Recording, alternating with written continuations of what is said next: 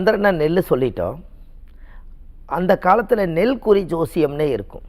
நெல்குறி ஜோசியம்னா அது பெரிய ஒரு அற்புதமான விஷயம். அதை பற்றி நம்ம நிறைய சொல்ல வேண்டியது இருக்குது. இதுக்கு முன்னாடி இந்த சந்திரன் வந்து மனோகாரகன். இந்த மனோகாரனுக்கு பாருங்கள் ஒரு ஐதீகம். இந்த மனசு சரியில்லைன்னா இந்த சந்திரனுங்கிறது நெல்லை ஒரு காட்டன் துணியில் ஒரு தலைக்கு வைக்கிற ஒரு பெரிய ஒரு தலகாணி மாதிரி செய்து இரவு படுத்து தூங்கும்போது இந்த மனோகாரகன் சரியில்லைன்னா அந்த மனோகாரன் சரியாகக்கூடிய தானியமே நெல் தான். அதை ஒரு நாள் திங்கக்கிழமை அன்னைக்கு தலகாணி மாதிரி வச்சு நீங்கள் அது மேலே தலை சாஞ்சு படுத்திங்கன்னா உங்கள் மனம் சரியாயிடும். உங்கள் வீட்லேயும் நவகிரகங்கள் வேலை செய்யலைன்னா ஒரு மண் கலையத்தில் 9 நவதானியத்தை ஒன்றா வாங்கி கொண்டு வந்து அந்த கலையத்தில் ஒரு பூஜை ரூம்பில் ஒரு ரவுண்டாக செஞ்சு அந்த கலையத்தை அங்கே வச்சு அதை டெய்லி தொட்டு கும்பிட்டு போங்க. நீங்கள் நவகிரகத்தை தொட்டு கும்பிட்டு போகிறதுக்கு சமம்.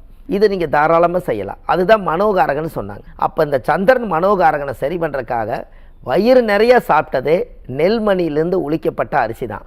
அஸ்த நட்சத்திரத்தில் பிறந்தவங்க வீட்டில் கண்டிப்பாக இந்த நெல்மணி நவதானியமெல்லாம் இருக்கணுமான்னு சொல்லுங்கள்.